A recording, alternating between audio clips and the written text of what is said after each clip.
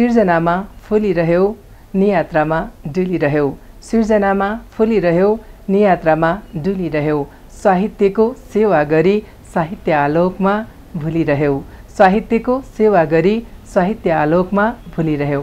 नमस्कार, AB news खबरको साहित्यिक कार्यक्रम स्रष्टा र साहित्यमा यहाँहरूलाई हार्दिक स्वागत छ। म भगवती बस्नेत।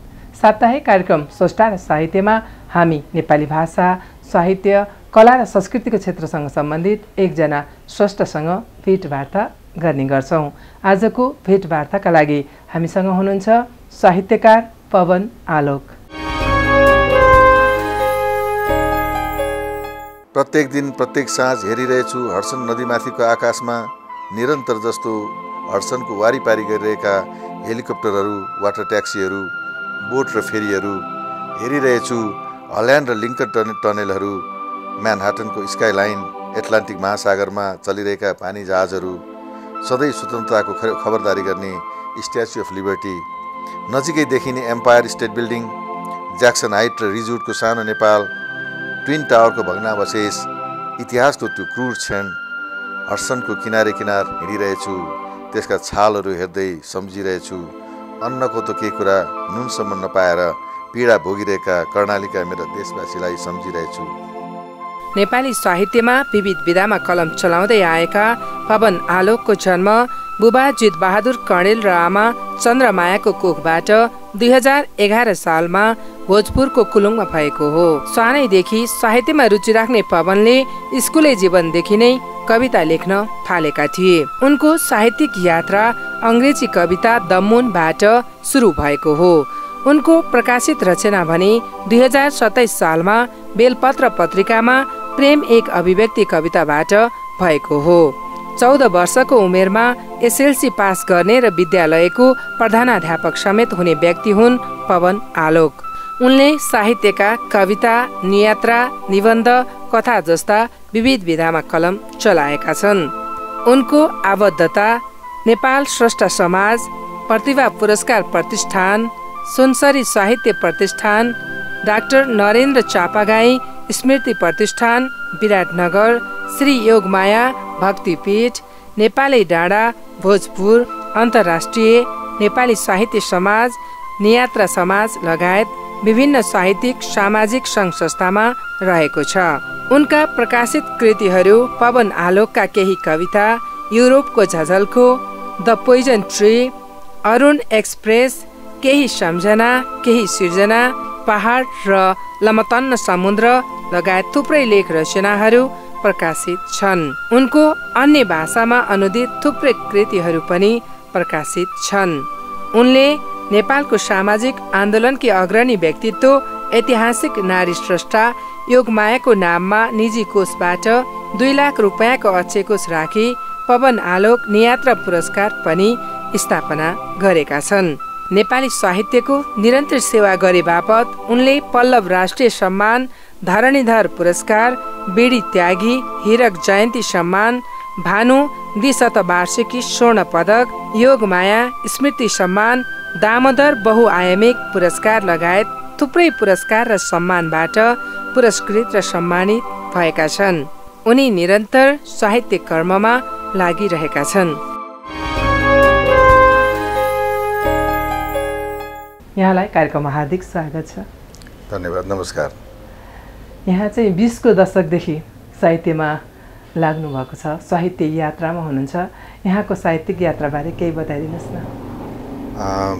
हजुर, म वास्तवमा सानैदेखि नै लेख्न थालेको। अब त्यो बेलामा कस्तो भयो भने सानोमा अब त्यो सुरुमा त कस्तो भयो भने मैले हाई स्कुल पढ्दाखेरि 6-7 क्लासदेखि नै लेख्न थालेको। 12-13 वर्षको थिएँ होला मुस्किलले। त्यो बेलामा चाहिँ कस्तो भयो भने अलिकति यो प्रेरणा भन्नु पर्दाखेरि परशु प्रधान जो अहिले वरिष्ठ आख्यानकार, साहित्यकार, कथाकार हुनुहुन्छ, उहाँ चाहिँ हाम्रो हेडमास्टर भएर जानुभयो। म भोजपुरको एकदम कुनो दुर्गम ठाउँमा जन्मेको मान्छे, कुलुङ भन्ने ठाउँमा। अनि उहाँ हेडमास्टर भएर जाँदाखेरि उहाँ कवि साहित्यकार भनेपछि हामीलाई त्यसै पनि प्रेरणा हुँदो रहेछ।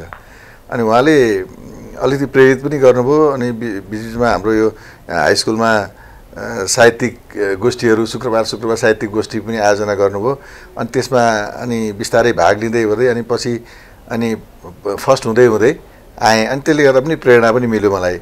सुरुमा चाहिँ कस्तो भने अरुण नदी हाम्रो त्यहाँ अरुण नदी छ मेरो गाउँबाट हेर्दाखेरि मेरो म जहाँ बस्थेँ त्यहाँबाट हेर्दाखेरि अरुण नदीमा जुनको टहकले त्यसको बेग्लै खालको एउटा दिन्थ्यो मलाई अनुभूति। अनि मैले द मुन भन्ने पहिलो कविता द मुन भन्ने अङ्ग्रेजी कविताबाट सुरु गरेको लेखेछु मैले। त्यो मैले खासै जान्ने भएर लेखाएँ होइन, कोसिस गरेको थिएँ। अनि मेरो होमवर्क कपी चाहिँ परशु सरले हेर्नुभएछ। हेरिसकेपछि उहाँले ओहो यो त लेख्नु चाहिँ सक्दो रहेछ क्या यसो प्रतिभा छ कि भन्ने जस्तो लाग्यो होला। उहाँले मलाई अलिकति इन्सपायर गर्नुभयो अनि बिस्तारै बिस्तारै यो क्रम अगाडि बढ्दै गयो र लेख्न थालेँ। त्यो बेलामा अब त्यो दुर्गम ठाउँमा जन्मेको मान्छे त्यहाँदेखि अब त्यो यहाँ काठमाडौँमा अब त्यो साहित्यिक पत्रिकाहरूमा पठाइयो अब छापियो थाहा भएन। पछि थाहा भयो चाहिँ 27 सालमा चाहिँ मेरो पहिलो कविता प्रकाशित भएको मैले आफूले भेटेको चाहिँ 27 सालदेखि चाहिँ मेरो प्रकाशित भएको। त्यसपछि निरन्तर साहित्यमा छु। साहित्यको सुरुवाती बेलामा यहाँले स्कुल पढ्दाखेरि साहित्यमा म लेख्थेँ भन्नुभयो। साहित्यको सुरुवाती समयमा म साहित्य लेखनमा यति गहनताका साथ लाग्छु भनेर सोच्नु भएको थिएन। त्यो थिएन। अब सुरुमा त अब रहरले लेखियो। अब भनिन्छ नि धेरै सो साहित्यकारहरू कविताबाट सुरु गर्छन्, मेरो पनि त्यही भएको हो। कविता लेख्दै गएँ छापिँदै गएँ। त्यो बेलामा म पछि 20 को दशकमा सुरु गरे पनि 30 को दशकमा अलिक बढी सक्रिय थिएँ। अब एउटा कुरो के भन्छ माहौल पनि चाहिँदो रहेछ, साहित्यिक माहौल पनि चाहिँदो रहेछ। काठमाडौँमा म 26 सालको अन्तिमतिर म काठमाडौँ आएँ। 27 सालको सुरुमा होला आइसकेपछि यहाँ चाहिँ साहित्यिक माहौल अब पाइयो। त्यहाँ यहाँका त्यो बेलाका चर्चित हस्तीहरू साहित्यिक हस्तीहरूसँग भेटघाट भयो, चिन्जान भयो। त्यो बेलामा उता दौड्यो अनि भेटघाट गऱ्यो, चिन्जान। त्यो एउटा रहर पनि थियो।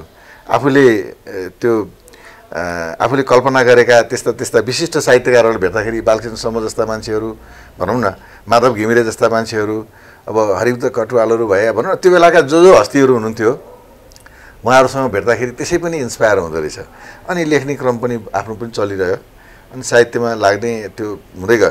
अब पछि गएर बिस्तारै अब साहित्यमा केही गर्नुपर्छ, लागिराख्नुपर्छ, जे हो आफ्नो सानो जे गर्न सकिन्छ योगदान दिनुपर्छ भन्ने मलाई लागिरह्यो। त्यही भएर म निरन्तर त्यसरी नै लागिरहेको हो। जतिखेर यहाँले साहित्यहरू लेख्नुहुन्थ्यो, यहाँ पत्र पत्रिकामा प्रकाशन गर्नुहुन्थ्यो अनि आफ्नो किताब निकाल्नको लागि प्रकाशनको लागि चाहिँ कतिको सहज थियो? त्यो सहज थिएन। पत्रिकामा जस्तो भनौँ पत्रिकाहरूमा त्यो बेलाका राष्ट्रिय पत्रिकाहरूमा चाहिँ अब रचना छापिनलाई चाहिँ समस्या भएन। त्यो चाहिँ समस्या अहिलेसम्म मलाई कहिले पनि भएन, सुरुदेखि नै भएन। अब पछि त कुरै भएन। अब तर किताबै छाप्ने कुरामा चाहिँ न आफू गम्भीर भइयो, त्यति गम्भीर पनि भइएन। अब लेख्यो कता छापिन्छ, कता त्यो सङ्कलन पनि राम्रोसँग गर्न सकिएन।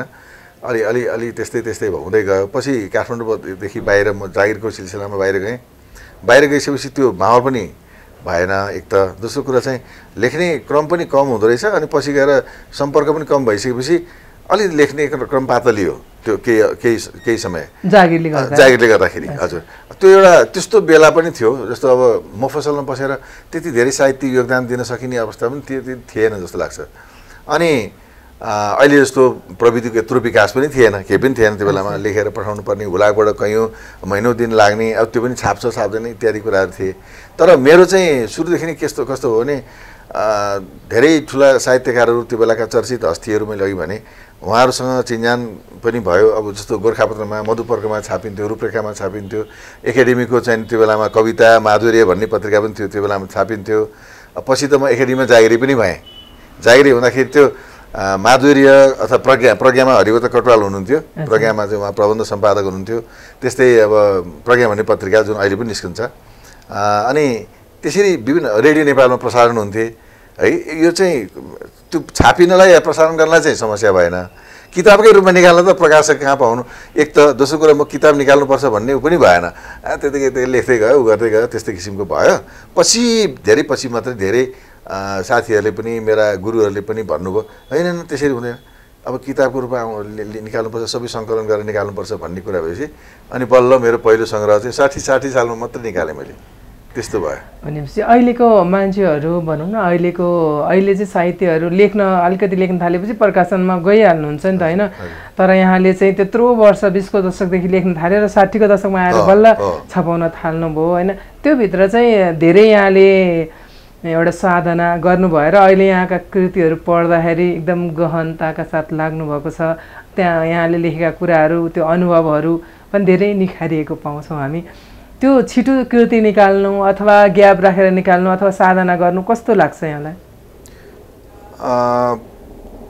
एउटा कुरो त वास्तवमा धेरै हतार चाहिँ गर्नु हुँदैन नै भन्ने मलाई अहिले पनि लाग्छ। मेरो चाहिँ केसमा कस्तो भयो भने हतार गरेका त होइन, तर किन त्यति धेरै गम्भीर भएर लागिएन। बाहिर बसियो, अब यहाँ किताब छाप्नुपर्छ, सङ्ग्रहको रूपमा आउनुपर्छ भन्नेमा त्यति गम्भीरतापूर्वक मैले सोचिने छु। पछि धेरैले चाहिँ त्यसमा फिडब्याक दिएपछि अनि चाहिँ निकाल्नुपर्छ भन्ने लाग्यो। मैले अहिले पनि भन्ने गर्छु, साथीहरूलाई पनि भन्छु, जो मेरो आफ्नो निकट साथीहरूलाई पनि भन्छु, साहित्यकारहरूलाई भन्छु, हतार चाहिँ नगर्नु भन्छु। हतार गर्नु चाहिँ नहुने रहेछ, किन त्यसले चाहिँ कस्तो छ भने परिमार्जन गर्ने कुराहरू अब लेखेर तुरुन्तै छाप्न गयो भने त्यसमा कतिपय कुराहरू आफैलाई भोलि गएर 3 महिनापछि हेऱ्यो भने त्यही रचना चाहिँ अलिअलि यो मिलेन कि क्या हो जस्तो लाग्न थाल्छ नि। अनि अलि परिमार्जन गर्नुपर्छ भन्ने त्यस्तो खालको चाहिँ मलाई लाग्छ। अहिले आएर पछिल्लो अवधिमा त झन् मलाई लाग्न थालेको छ। यहाँले विशेष गरी यात्रामा रमाउनुहुन्छ, तपाईँ चाहिँ यात्रामा रमाउनुहुन्छ, यात्रा संस्मरण लेख्नुहुन्छ। पछिल्लो समय नियात्रा पनि लेख्नुभएको छ। नियात्रा र यात्रा संस्मरणमा कति फरक छ? केही फरक छ? फरक छ।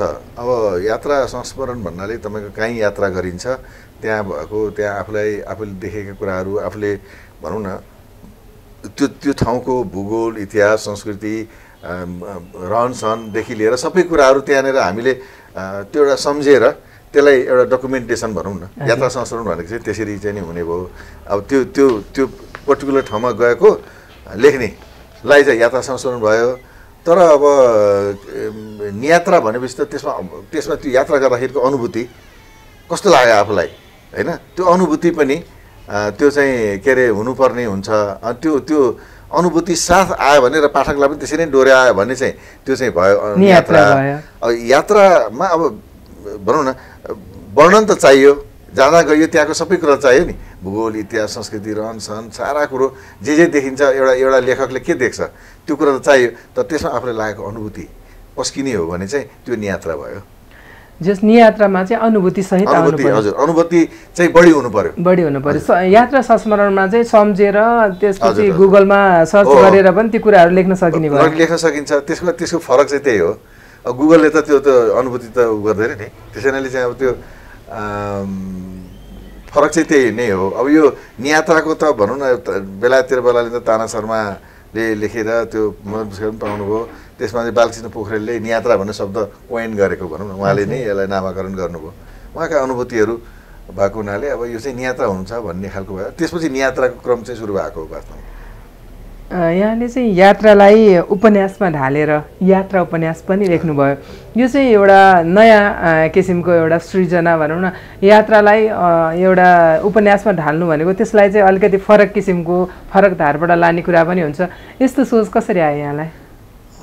अलिकति नयाँ अलिक प्रयोग गरौँ जस्तो पनि लाग्थ्यो मलाई कि त्यो लाग्ने गरेको हो। र नियात्रामा रुचि हुँदाहुँदै पनि मैले वास्तवमा अब अलिकति फरक ढङ्गले यसलाई चाहिँ नियात्रा उपन्यासको रूपमा लेख्न सकिन्छ कि भन्ने मैले सोच चाहिँ 1-2 वर्षदेखि आइरहेको थियो, दिमागमा आइरहेको थियो। कसरी लेख्ने होला भन्ने लागिरहन्थ्यो। अनि अलिकति फरक खालको टेस्ट पाठकहरूलाई होस् न त। नियात्रा त धेरैले लेख्छन्, यात्रा संस्मरण त कति होइन। अनि बरु नियात्रा उपन्यास भयो भने, यात्रा उपन्यास भयो भने चाहिँ त्यो अलिकति फरक खालको टेस्ट पनि हुन्छ पाठकलाई। नेपाली साहित्यमा एक किसिमको नयाँ प्रयोग पनि हुन्छ त्यो जस्तो पनि लागेको हो मलाई। त्यो लागेर मैले 1-2 वर्ष चाहिँ कसरी गर्ने भन्ने कुरामा अलिकति चिन्तन मनन गरेँ।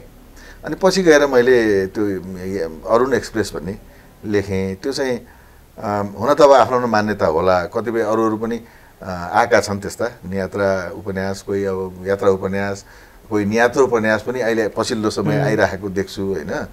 अब म नै पहिलो हुँ प्रयोगकर्ता भनेर म आफूलाई दाबी चाहिँ गर्दिनँ।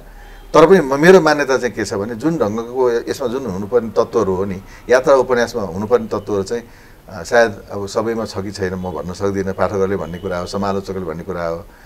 मलाई चाहिँ के लाग्छ भने एउटा औपन्यासिक धरातलमा त्यो यात्रालाई त्यहाँ त्यो फाउन्डेसन चाहिँ औपन्यासिक एउटा धरातलमा त्यसलाई चाहिँ उभ्याउनुपर्छ र एउटा त्यो पात्रले विभिन्न ठाउँमा भ्रमण गर्छ, उसलाई लागेको अनुभूतिहरू पस्किन्छ, त्यसरी एउटा औपन्यासिक ढङ्गले त्यसलाई चाहिँ नि त्यो तयार गर्यो भने पस्कियो भनेदेखि त्यो चाहिँ यात्रा उपन्यास बन्छ भन्ने मलाई लाग्छ। यहाँले यात्रा उपन्यास लेख्नुभन्दा पहिला कसैको यात्रा उपन्यास पढ्नुभएको थियो र? थिएन।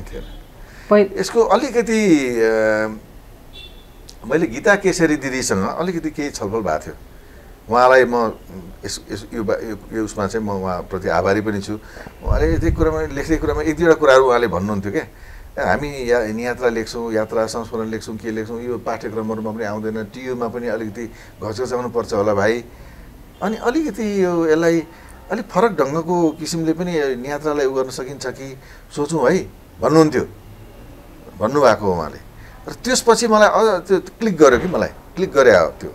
अनि अब यसो पो गर्न सकिन्छ, यात्रा उपन्यासको रूपमा किन नलेख्ने? अनि कसैले भने जस्तो कसैले पछि मैले जब लेखिसकेपछि लेखेर त्यो छापिने क्रममा थियो, अनि कसैले भने होइन यो यात्रा उपन्यास त पहिले पनि आइसकेको छ। अनि बिपीको त्यो एउटा उपन्यास नाम बिर्सेँ, उहाँको छ भन्ने यस्तो कुरा गरेँ होइन, मैले त्यो पनि पढेँ। अनि एउटा झापाको एकजना साहित्यकारले लेख्नु भएको रहेछ, त्यो पनि यात्रा उपन्यास हो भन्ने कुरा भयो। तर यात्रा मैले दुइटै पढेँ। अब नाम चाहिँ शीर्षक बिर्सेँ मैले, मसँग छ, मैले पढेँ पनि। त्यो जेल जर्नल भन्नुभएको होइन, एउटा उपन्यासै छ त्यो पात्र चाहिँ विभिन्न ठाउँमा अफ्रिकातिर कहाँ घुमेको पनि छ नि त। तर त्यो भए तापनि त्यो त्यही नै फोकस गरेर राइट एकदम मैले बिर्सेँ त्यो है। अनि झापाको एकजना बिर्सेँ मैले उहाँको नाम है, त्यो थियो, मैले पढेँ। अनि हिटलर र यहुदी पढेँ, त्यो पनि पढेँ। तर मैले जुन त्यहाँ हुनुपर्ने तत्त्व चाहिँ त्यहाँ पाइनँ क्या, छैन त्यो। अब त्यो कोही मान्छे गयो कहीँ घुम्न गयो त्यो, तर त्यो उपन्यास भन्दा पनि कस्तो पनि यात्रा वृत्तान्त जस्तै छ क्या त्यो, उपन्यास चाहिँ होइन त्यो त्यस अर्थमा भन्ने मलाई लाग्यो। अनि मैले अलिक फरक टेस्ट दिउँ पाठकहरूलाई भनेर नि त्यसरी नै गरे हो। यात्रा उपन्यास चाहिँ त्यसरी मैले लेखेँ।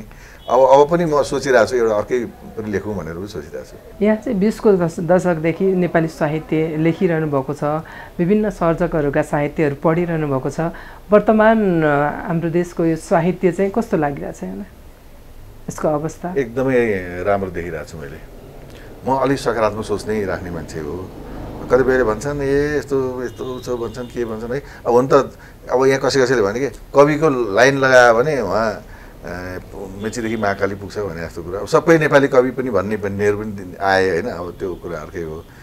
तर अब साहित्यमा धेरै स्रष्टाहरू आउनु भनेको त नराम्रो होइन, तर सबै चाहिँ एकदमै उच्च स्तरीय हुन्छ, गुणस्तरको हिसाबले चाहिँ एकदमै राम्रो हुन्छ भन्ने पनि होइन। त्यसमध्येमा त राम्रा पनि छन् नि त, युवा पुस्ता पनि आइरहेछ, नयाँ एकदम राम्रो सशक्त आइरहेछ। बाढी आउँदाखेरि चाहिँ खोला धमिलो हुन्छ, तर त्यो सङ्लिँदै जाँदाखेरि चाहिँ बिस्तारै त्यो सफा हुन्छ भने जस्तै हो नि त होइन? एकदम सही कुरा हो। लेखिरहने मान्छे खारिँदै जान्छ र त्यो राम्रो पनि हुँदै आउँछ। सुरुमा सबै मान्छे त एकदम उच्च स्तरको साहित्य सृजना गर्छ भन्ने हुँदैन नि, सिक्दै जान्छ, गर्दै जान्छ। उसको चाहिँ एउटा हुँदै गएपछि पछि गएर तपाईँले भन्नुभयो जस्तै धमिलो उसमा आएर पछि सङ्लिँदै जाँदाखेरि त त्यो राम्रो पनि हुन्छ नि त।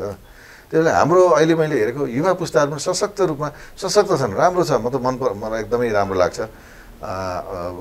बाढी नै आए जस्तो पनि छ एक किसिमले हेर्दाखेरि, त्यसलाई म नराम्रो भन्दिनँ म चाहिँ। नेपाली साहित्यका पाठकहरू चाहिँ कस्तो पाउनु भएको छ? यहाँ चाहिँ एउटा सर्जक हुनुहुन्छ, पाठकहरू चाहिँ कति सचेत छन्, कस्ता पाठकहरू छन् अहिले? पाठकहरूको अब यो कस्तो छ भने अहिलेको यो भनौँ प्रविधि जुन एउटा भनौँ अब एक यो प्रविधिको यत्रो विकास भएको अवस्थामा चाहिँ यो पाठकहरूको उसमा चाहिँ अलिकति अब कम भएको भन्ने पनि देखिन्छ वास्तवमा। एउटा त्यो सही पनि हो, तर त्यसको मतलब यो होइन कि किताबहरूको बिक्री अहिले पनि भइरहेकै छ नि। किन्छन् त मान्छेहरूले किताबहरू। तपाईँ एक्जिबिसनमा गयो भने, बुक एक्जिबिसन गयो भने किताबहरू किनिरहेको देखिन्छ, पढिरहेछन्। एउटा पाठकीय उ त छ नि, पाठकहरू बिल्कुलै घटेको भन्ने पनि लाग्दैन। तर घटेको त अवश्य होला, असर त पक्कै छ। किनभने आजकल त अब तपाईँको मोबाइलदेखि लिएर अब युट्युबदेखि लिएर सारा कुराहरू छन् है। त्यसले गर्दाखेरि अब कतिपय कुराहरू पढ्ने कुराहरू त्यहीँबाट पनि पढ्ने हुन्छ। तर अब र पनि पाठकको सङ्ख्या चाहिँ धेरै घटेको चाहिँ छैन अहिले पनि। नेपालमा मात्रै होइन विश्व बजारमा पनि विश्वमा पनि त्यस्तै देखिन्छ। पछिल्लो समय चाहिँ विशेष गरी नियात्रा विधामा चाहिँ अलि धेरै लेख रचनाहरू अथवा कृतिहरू आएको जस्तो भानुहुन्छ र पाठकहरूले पनि त्यो बढी रुचिकर मानेर पढेको पाइन्छ। अहिले पछिल्लो समय चाहिँ कस्ता कस्ता कृतिहरू आएको पाउनु भएको छ यो नियात्रा र संस्मरणको क्षेत्रमा? अब आइराखेको छन् धेरै कृतिहरू। अब नियात्राको चाहिँ भनौँ न, अब हाम्रो अहिले नियात्रा समाज नेपाल भन्ने पनि एउटा संस्था नै छ र त्यहाँ पनि हेर्दाखेरि थुप्रै नियात्राहरू हरेक वर्ष प्रकाशित हुन्छ। गत वर्ष हामीले यसो क्यालकुलेसन गर्दाखेरि 20-25वटा किताबहरू चाहिँ, अब कतिपय हामीलाई थाहा पनि भएन होला, यी 20-25वटा कृतिहरू चाहिँ अब एउटा चाहिँ त्यो निस्किएको प्रकाशित भएको भन्ने देखियो। त्योभन्दा बढी पनि थियो होला। कतिपय अब भनौँ न महाकालीबाट छापिएला, कहाँबाट तपाईँको नेपालगञ्जबाट छापिएला, कहाँ झापामा छापिएला थाहा हुँदैन, सबै कुरा थाहा हुँदैन, त्यस्तो पनि हुनसक्छ। तर किताबहरू चाहिँ प्रशस्त निस्किरहेका छन्, संस्मरणहरू पनि निस्केका छन्। दुइटै चाहिँ पाठकहरूले रुचाउनु भएको छ।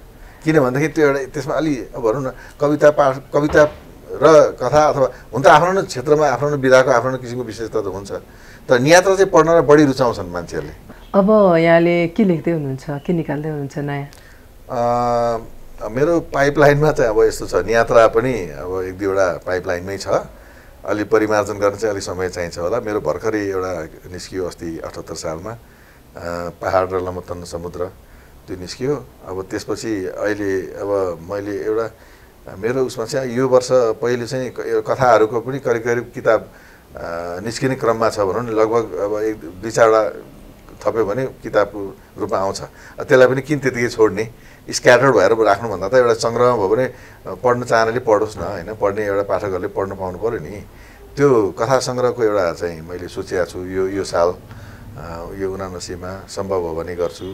अनि त्यसपछि फेरि नियात्राकै कुरा हुन्छ। अनि अघि नियात्रा उपन्यासको कुरा त्यो चाहिँ अलिक पछि छ त छ, अब योजनामा छ, अलिक पछि आउँछ होला। एउटा साहित्यकारले, लेखकले अरूका सृजनाहरू पढ्नु कतिको आवश्यक हुन्छ? एकदमै आवश्यक छ, पढ्नु त झनै आवश्यक छ। मेरो मात्रै राम्रो, अरूको चाहिँ होइन भन्ने होइन। पढेर त्यसबाट आफूले भनौँ न यो किसिमको भनौँ न कस्तो किसिमको अब कसरी लेखेको छ, जति पढ्यो उति राम्रो हो भन्ने लाग्छ। जीवनमा सबैभन्दा खुसी के कुराले हुनुहुन्छ यहाँ? के कुराले खुसी लाग्छ? मलाई त के लाग्छ भने अब खुसी त अब हेर्नु मान्छे सुख र दुःख अथवा खुसी र रोदन भन्ने कुराहरू त अब के हुन्छ नि मानिसको जीवनमा यो अपरिहार्य कुरा हो। मैले अघि पनि भने म अलिक सकारात्मक सोच राख्ने मान्छे। म त जीवन त एउटा जिन्दगी भनेको एउटा पुरस्कारै हो जस्तो लाग्छ। यो संसारमा यति सुन्दर मैले भने कहिले लाग्छ क्या मलाई, अब यो हुन त यो भन्नु हुने हो कि थाहा छैन मलाई। के लाग्छ भने होइन मान्छे किन मर्छ, किन मर्नै पर्ने भने जस्तो लाग्ने कि यति सुन्दर संसार, अझै मेरो यति सुन्दर देश छोडेर जाने जस्तो लाग्ने कि त्यस्तो पनि हुन्छ मलाई। भनाइ मलाई खुसी नै लागेको हुन्छ प्रायः, तर त यात्रा गर्दाखेरि म बढी खुसी हुन्छु। कला साहित्य र जीवनको अन्तर सम्बन्ध कस्तो रहेको हुन्छ? एकदमै घनिष्ठ। कला साहित्य त एउटा राष्ट्रको जीवनको एउटा भनौँ न मेरुदण्ड नै हो। कला साहित्य बेगरको कुनै पनि राष्ट्र हुँदैन। मान्छेको जीवनमा पनि त्यो हुन्छ। तपाईँ सङ्गीत सुन्नुहुन्छ, तपाईँ के मनपर्छ, गजल मनपर्छ कि पुरानो गीत मनपर्छ कि अथवा कुन साहित्य मनपर्छ, कसैलाई नियात्रा मनपर्छ, कसैलाई कथा मनपर्छ, कसैलाई गजल मनपर्छ, होइन, यो आफ्नो हुन्छ नि त है। कला साहित्य संस्कृति यी सबै कुरा त हाम्रो अभिन्न अङ्ग हुन् मान्छेको जीवनमा र राष्ट्रको जीवनमा पनि भन्छु म त। हामी कार्यक्रमको अन्ततिर आइसकेका छौँ। आजसम्म बाँचेर आएको जीवनलाई फर्केर हेर्दा कस्तो अनुभूत गर्नुहुन्छ? भगवतीजी, मैले जीवनमा अब हुन त अहिले अब यो उमेरसम्म आउँदाखेरि मैले धेरै अब म त एकदमै दुर्गम ठाउँबाट आएको मान्छे। सङ्घर्ष पनि गरियो। हाई स्कुल पढ्न जाँदाखेरि 1.5 घन्टा उकालो हिँड्नु पर्थ्यो, अनि ओह्रालो आउँदाखेरि 1 घन्टामा पुगिन्थ्यो मेरो गाउँमा आउँदाखेरि। त्यो सङ्घर्ष एक किसिमले पढ्दाखेरि अब भनौँ न साह्रै समस्या थियो नि त त्यो बेला। म 20 साल 21 सालतिरको कुरा सम्झिन्छु अहिले।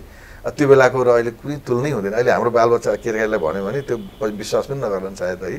त्यस्तो अवस्थाबाट त्यो अवस्थाबाट गुज्रिएर आएर सङ्घर्ष गर्दै गर्दै काठमाडौँमा आएर पनि तपाईँको एसएलसी मैले चाहिँ 14 सालमै एसएलसी पास गरेको। अनि त्यो बेलामा एसएलसी पास गरेपछि म पढेकै स्कुलमा म हेडमास्टर भएर बसेँ 1.5 वर्ष। त्यसपछि म काठमाडौँ आएँ, अलिक उच्च स्तरको लागि उच्च अध्ययनको लागि भनेर आइसकेपछि पनि समस्या उयो त्यो बेलामा त न कम्युनिकेसन छ न के छ, सारा समस्या थियो। यहाँ आएर पनि सङ्घर्ष गरियो, धेरै सङ्घर्ष गर्दै गर्दै गर्दै तर त्यो सङ्घर्षले एक किसिमले म अहिले मैले अब म जहाँ छु म खुसी छु र मेरो त्यो उपलब्धि नै मान्छु। म जीवनप्रति म कहिले पनि गुनासो छैन मेरो। साह्रै राम्रो सोच। अब हामी कार्यक्रमको अन्तमा छौँ। यहाँ चाहिँ एउटा अग्रज साहित्यकार हुनुहुन्छ, नवसर्जकहरू जो चाहिँ साहित्यमा लाग्न चाहनुहुन्छ, साहित्य अनुरागी हुनुहुन्छ, उहाँहरूलाई के भन्न चाहनुहुन्छ? मैले अघि पनि अलिकति भने नवसर्जकहरू लेख्नुपर्छ, अब अध्ययन गरेर लेख्ने एउटा कुरो चाहिँ भनौँ न। अब मैले पनि विगतमा लेख्दाखेरि त्यस्तो खालको भएन, तर गर्दै जाँदाखेरि यो अनुभव पनि हुँदै गयो। अरूका पढ्ने अनि लेख्ने, लेखेर तुरुन्तै छाप्न दिने होइन, त्यसलाई परिमार्जन गरेर केही समय दिएर चाहिँ मात्रै छाप्ने गरियो भने त्यो पनि एउटा राम्रो हुन्छ। अहिलेको युवा पुस्ता धेरै मान्छेहरू, धेरै भनौँ न युवाहरू चाहिँ एकदम सशक्त रूपमा के अरे एकदमै राम्रो गरिराख्नु भएको छ, राम्रो लेखिराख्नु भएको छ। मलाई खुसी लाग्छ। उहाँहरूलाई चाहिँ म के सल्लाह दिन्छु भने अलिकति धैर्य राखेर गरौँ र अलिकति के छ भने अग्रजहरूलाई पनि अलिकति सम्मान दिने परिपाटी। अब अरू अग्रजहरूको पनि पढौँ, समकालीनको पनि पढौँ, सबै पढ्नेतिर अलिक बढी चाहिँ ध्यान दिनु पर्यो। र लेखेर आफूले लेखिसकेपछि अब जस्तो अब आफ्नो अग्रजहरूलाई सम्मान गर्ने, अग्रजहरूले पनि भनौँ न नयाँ पुस्तालाई उत्तिकै स्नेह दिने, उनीहरूलाई पनि एक किसिमको चाहिँ फिडब्याक दिने, सुझाव दिने होइन, यसरी अगाडि साहित्यमा अगाडि बढ्नुपर्छ भन्ने किसिमको एउटा सुझाव सल्लाह दिएर उत्प्रेरणा दियो भने त्यो पनि राम्रो हुन्छ। तर युवा पुस्ताहरूले त खास गरेर मलाई लाग्छ साधना गर्नुपर्छ, पढ्नुपर्छ। त्यो नगरिकन त हुँदैन। अब लेख्दै गएर खालि त्यो मात्रै गरेर त हुँदैन है। लेखेर अलिक समय दिएर छाप्यो भने र निरन्तर साधना गऱ्यो भने त अवश्य पनि राम्रो कृतिहरू जन्मिन्छ। म आशावादी छु नयाँ पुस्ताबाट पनि। हस्, यहाँको अमूल्य समय र विचारका लागि हार्दिक धन्यवाद।